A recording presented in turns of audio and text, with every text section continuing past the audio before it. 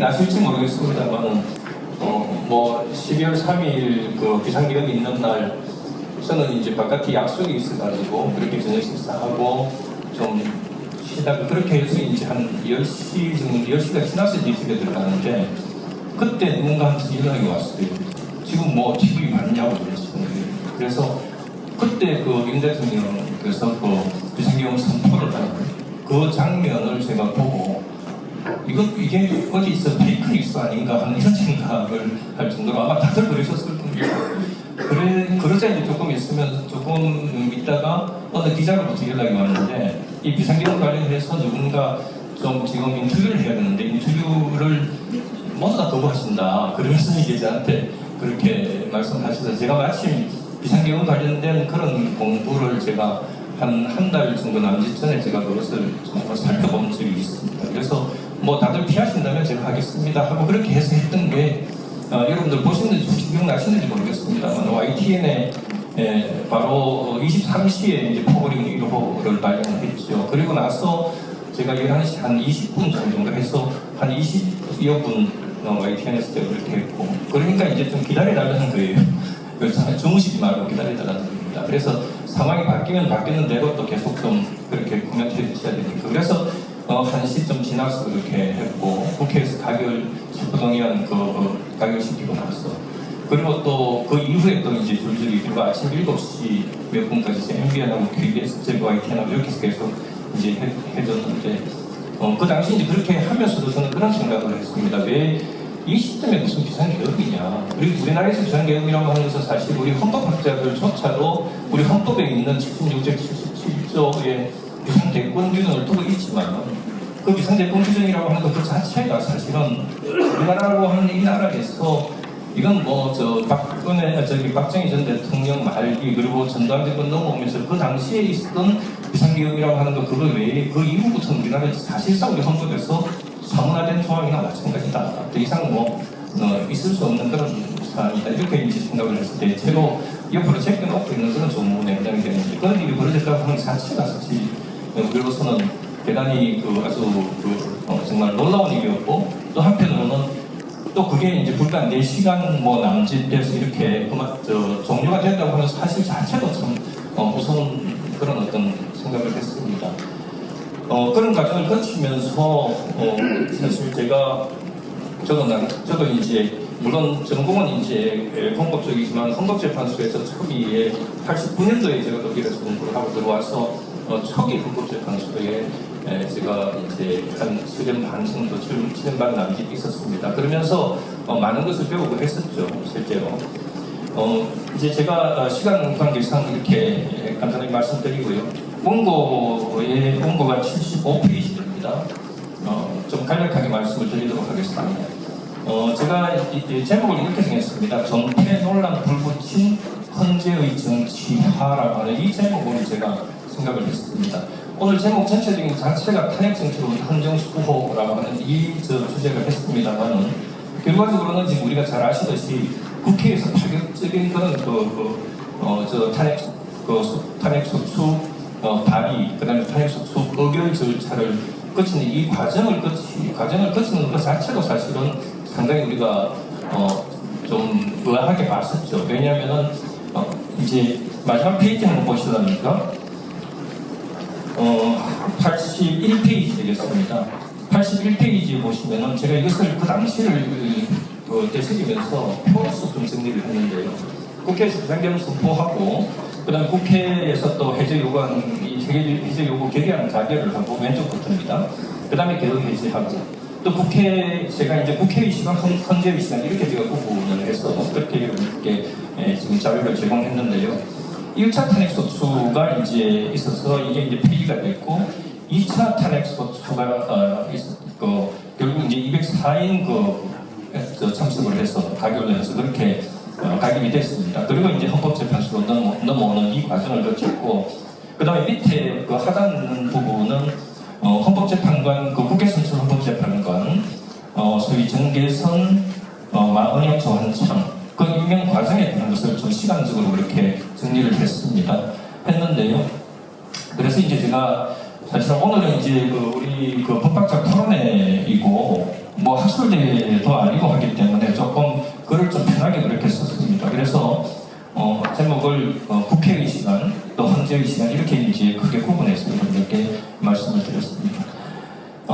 이제 헌재의 시간으로 이렇게 넘어가게 되죠. 다시 75페이지로 넘어가겠습니다.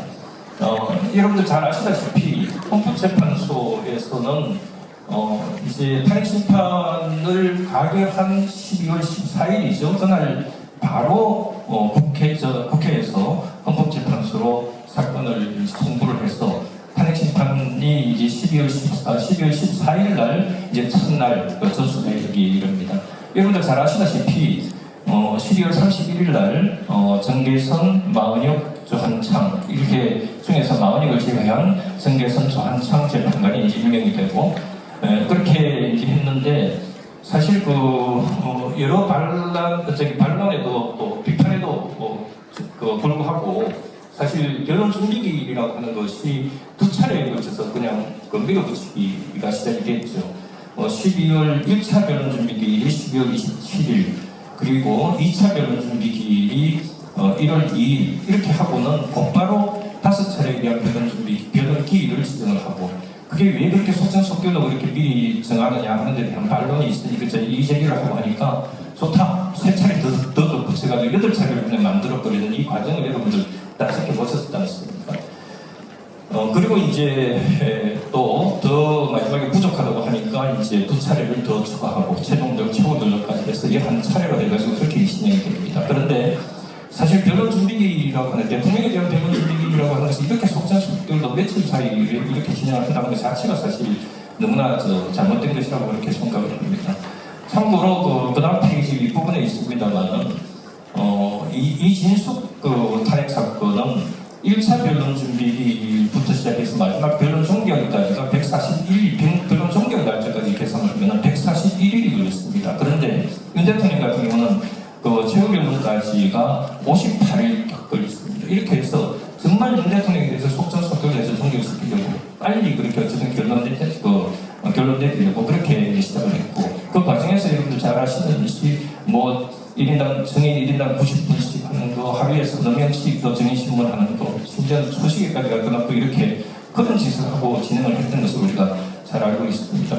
그러면서 이제 헌재에서는 전체 재판관들의 재판관 평의 결과를 그리면서 다른 사건들 모두 다 실겨놓고 윤 대통령 탄핵 심판 사건만 속전속결로 하겠다, 집중심리로 하겠다 하는 것을 결론 내리고 그렇게 이제 하기로 선언을 했는데 결국 이제 다른 사건들은 모두 다 밀리고 또 이제 한덕수 총리 사건 또 감사원장 사건 이런 것들도 다 지금 밀어놓고 하다가 어느 날 갑자기 이제 이걸 앞에 지금 자꾸 앞세우는 형태로 이렇게 지금 해나가고 하는 이런 지금 아주 진짜 아주 변형적인 그런 진행을 하고 있는 것으로 그렇게 했습니다. 그래서 헌법재판소가 이렇게 하는 이유에 대해서는 집중심리를 해가지고 속전속결로 윤 대통령에 대한 탄핵 심판을 결론 내리겠다라고 하는 그 자체에 대한 어떤 과연 정당성은 어디서 나오느냐라고 하는 데 대해서 제가 좀 의문을 가졌습니다. 도대체 대통령이기 때문에 왜 빨리 끝내야 되느냐 하는 그 정당성이 어디에 있느냐는 거죠. 그래서 사건이 이제 우리가 이미 여러분들 말씀하셨듯이 선입선출 아닙니까? 그러면서 이제 중간중간에 예외도 있고 그럴 수는 있을 겁니다. 사안에 따라서. 그 원칙에 따라서 그렇게 진행을 하는 것이 맞다고 생각하는데 왜 대통령이기 때문에 빨리 시작해서 빨리 속전속결로 해서 일주일에 2번씩 변론을 하면서 그렇게 빨리 끝내야 되느냐라고 하는 데 대한 그 설득이 저는 도저히 되지가 않아요.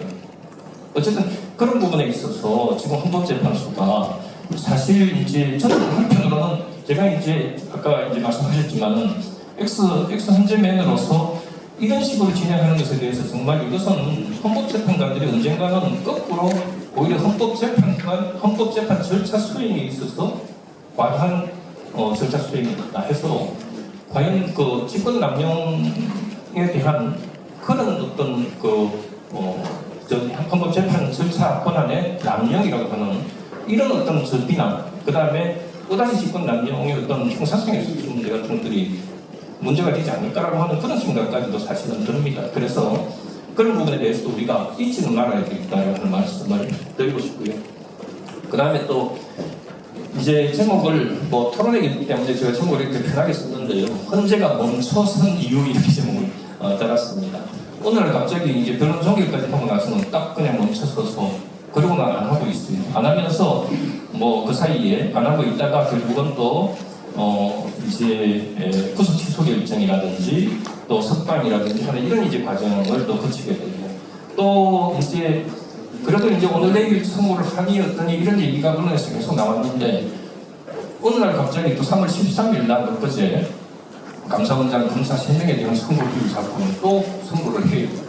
그리고 또 뭐 한덕수 총리에 대해서 선고를 하니 안 하니 지금 이렇게 얘기를 합니다. 저는 물론 이제 윤 대통령보다 먼저 한덕수 총리에 대한 그 선고를 하는 것이 타당하다고 그렇게 생각을 하고 사실은 한덕수 총리 부분이 가장 신속하게 해야 되는 일이고 또 가장 간단한 쟁점이기 때문에 제일 우선적으로 처리했어야 됐던 그런 사안이라고 생각을 합니다. 그래서 변론 종결을 2월 25일에 해두고 지금까지도 이렇게 그 질질 끄는 것은 도대체 그 이후에 헌법재판소가 또 문형배, 이미선 이제 내일 모레 나가는 이 두 분이 오히려 저항하는 국민에 대한 어떤 두려움을 지금 느꼈냐 아니면은 이제 와서라도 헌법재판에 대한 어떤 본질을 이제 와서라도 깨달았냐 하는 데 대한 그런 생각을 의문을 갖게 이르렀습니다.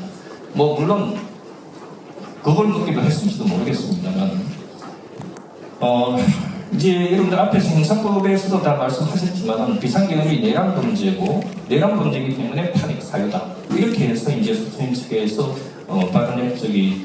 주장을 하고 있습니다만 사실 이 부분은 아까도 말씀드렸지만은 내란죄 부분하고 비상계엄하고는 구분해야 되는 것이 맞죠. 비상계엄이라고 하는 것은 우리 헌법에서 대통령에게 인정하고 있는 비상대권으로서 77조 분명히 규정을 하고 있는 것이고요. 그리고 비상대권이라고 하는 것이 이제 우리 학계에서는 그렇게 얘기합니다. 언론에서도 얘기를 하기를 대통령에게 헌법에 주어진 비상대권으로서의 비상계엄인데 헌법에서 허용하고 있는 비상계엄인데 비상계엄은 대통령의 통치행위다. 통치행위로서 비상계엄은 완전히 이건 사법심사로서 제외되는 사항이다. 그렇기 때문에 비상계엄에 대해서는 이것은 지금 이렇게 절차 진행하고 있는 것 그 자체가 이거는 위헌적인 절차 진행이다. 이렇게 얘기를 하는데 우리 학계에서는 또 이제 우리 학자들은 그렇게 보지는 않습니다. 비상계엄이라 하더라도 비상계엄의 한계를 벗어난다면은 그것은 또 사법심사 대상이 될 수 있는 것이죠. 과연 이제 비상계엄에 대해서 100% 사법심사 대상이 안 되는 것은 아니고 비상계엄의 한계를 벗어났느냐라고 하는 그 부분에 대한 우리가 판단을 할 필요가 있다. 그 부분 때문에 이제 헌법재판소가 이걸 심리를 하고 있는 것인데 그 심리하는 그 부분에 있어서 이제 애매하니까 이제 국회 측이라든지 이런 부분에서 이쪽에서 이제 내란죄를 갖다 붙이는 거죠. 사실 내란죄를 갖다 붙일 수 없지 않습니까? 아까 이제 충분히 아까 정당부에서 말씀하셨지만 내란죄라고 하는 것을 갖다 붙이는 이유가 우리 헌법 84조에 의하면은 내란 외환죄를 제외하고는 대통령 재집행 형사상에서 들어가지 아니한다. 이 규정이 있지 않습니까? 그러니까 지금 내란죄를 엮으려고 그러니까 탄핵 대상을 하고 그 다음에 구속시키려고 이렇게 하니까 84조에 내란죄 외환죄 아니면 현직 대통령에 대해서 할 수 없으니까 그러니까 내란죄를 갖다 엮었고 심지어는 외환죄까지 그렇게 엮으려고 이렇게 애를 쓰고 있는 거 아니겠습니까? 그런데 이제 내란죄 부분은 뭐 이미 앞부분에서 다 논의가 다 됐듯이 내란죄에 어떻게 폭동이라는 게 여러분들 있었습니까? 그리고 또 목적이 있었습니까? 국헌문란의 목적, 국토창질의 목적 이게 있었습니까? 저는 국헌문란 부분은 예를 들면 국회에 군인들 몇 명 보내가지고 했다. 그 부분을 국회에 대해서는 개헌 권한을 행사해서는 안 되는 것이니까. 그러니까 이제 그 부분은 일단 이제 어느 정도 인정이 된다고 이렇게 본다 하더라도 과연 국헌문란의 목적범위 성립이 됐느냐 하는 부분에 있어서도 의문이고 그 다음에 폭동이 수반됐느냐 하는 것도 더더욱 의문이고 그래서 저는 처음부터 그 당시부터 12월 3일부터 저는 그 부분에 있어서는 내란죄는 성립 안 된다. 그 다음 비상계엄 부분은 처음부터 비상계엄 부분은 이것이 이 부분은 진짜 이게 통치행위로서의 한계를 벗어났는지 안 벗어났는지 이건 총의한다는 차이다 라고 하는 이런 판단을 했습니다. 그래서 총의하는 차이이기 때문에 재판관들이 판사들이 까딱 생각을 잘못하면은 인용으로도 갈 수도 있고 까딱 생각 잘못하면은 기명으로도 갈 수도 있는데 지금 경계선에서 지금 그렇기 때문에 지금 오랫동안 장고에 들어가고 있는 거라면 그렇게 이제 우리가 봐야 될 것 같습니다. 그런 내용이 이제 이 부분은 네 번째 부분에 있는 것이고요.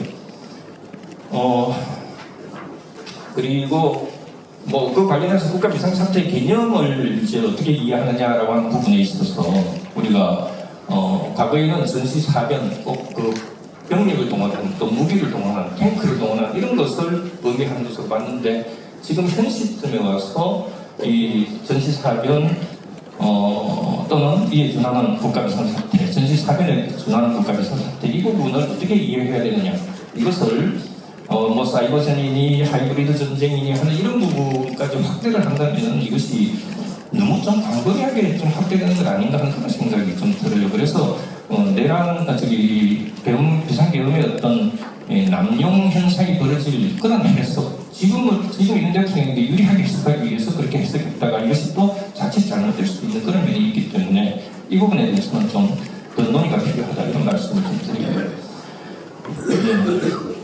포고령 관련해서 사실 포고령이 이 법적으로 이제 제일 문제가 된다고 생각을 합니다. 국회와 정당의 활동에 대해서 제약하는 그 부분이 이제 포고령에 들어갔기 때문에 이게 가장 심각한 문제가 되는데 이제 아까 말씀드렸듯이 포고령 제1호라고 하는 1호의 법적 성격, 법적 지위가 뭐냐? 이거는 소위 법규 명령입니다.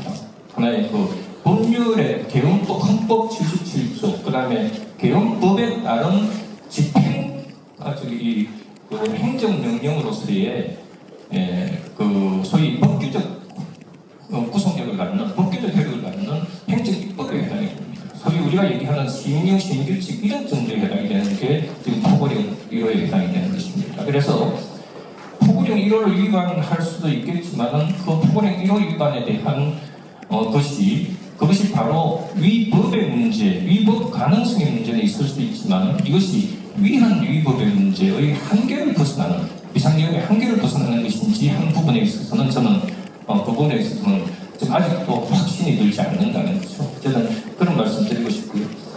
마지막으로 이제 선거 시기 관련해서 계속 어떻든 지금 지연되고 있는데 지금 그 13명 중에 8명인가를 마치고 윤 대통령 포함해서 5명이 지금 남아있지 않습니까? 79회 하단에 있는데요. 손준성 검사, 박성재 법무부 장관, 조시호 경찰청장, 한덕수 대통령 관한대 행정총리 이렇게 있는데 저는 심지어는 어떤 생각이 드냐면요. 요즘 이제 제가 이 얘기를 사실 처음 했다시피 했는데 한참 전부터 문형대 이미선 재판관이 질질 끌다가 마지막에 임기 딱 4월 18일까지 미루다가 그냥 튀어버리는 어떡하죠? 아무런 대책도 안 남기고 안 취해놓고 이제 제가 이렇게 좀 더 속된 말로 이렇게 표현을 썼습니다만 예를 들면 이제 이렇다는 거죠. 손준성 검사 이번 주 하고 다음 주에 또 뭐 박성재 법무부 장관 다음 주 하고 이런 식으로 해가지고 3월 말 4월 초 이런 식으로 넘기다가 윤 대통령의 사건이 지금 뭐 21일 하니 28일 하니 이렇게 얘기하시면 저는 쉽지 않을 것 같아요. 그때 하기가. 저는 개인적으로 그렇게 지금 계속 이렇게 지키고 있을 때 그렇게 저는 생각을 합니다. 그런데 만일 이제 4월 달까지 넘기고 4월 한 초순을 넘기고 이렇게 하면서 다른 사람들 먼저 정돈을 하고 그 다음에 다 복귀시키고 그러니까 기각해서 다 복귀시키고 그 다음에 마지막에 윤 대통령은 딱 인용해버리고 튄다든지 아니면은 선거 안 하고 그냥 딱 가버리면은 우리 헌법재판소 6인 재판부 나와요. 다시 이진숙 그 방통위원장 할 때 6인 재판부 헌재 기능 마비되는 거 그것 때문에 우리 그 헌재법 23조 1항 그 효력정지 가처분 신청을 했지 않습니까? 그것은 이제 이진숙 사건 기각으로 해가지고 그 효력정지 가처분 6인 재판부 허용된다고 하는 것은 이미 그것은 이진숙 사건 기각으로 해서 완료가 이제 됐어요. 다시 7인 재판부로 해야 됩니다. 7인 심리를 해야 됩니다. 그런데 그 부분에 대한 해결을 안 해놓고 그냥 나가버릴 수도 있다. 그래서 그 부분에 대해서 지금 다시 한번 좀 참 현재로서는 우스운 일이지만은 23조 1항에 대한 가처분 신청을 지금이라도 빨리 해서 6인 재판부 내에서도 허용되도록 하는 이런 가능성을 열어놓고 그리고 떠나시더라도 잘 떠나셨으면 좋겠다. 이 말씀을 드리면서 마무리하도록 하겠습니다. 감사합니다.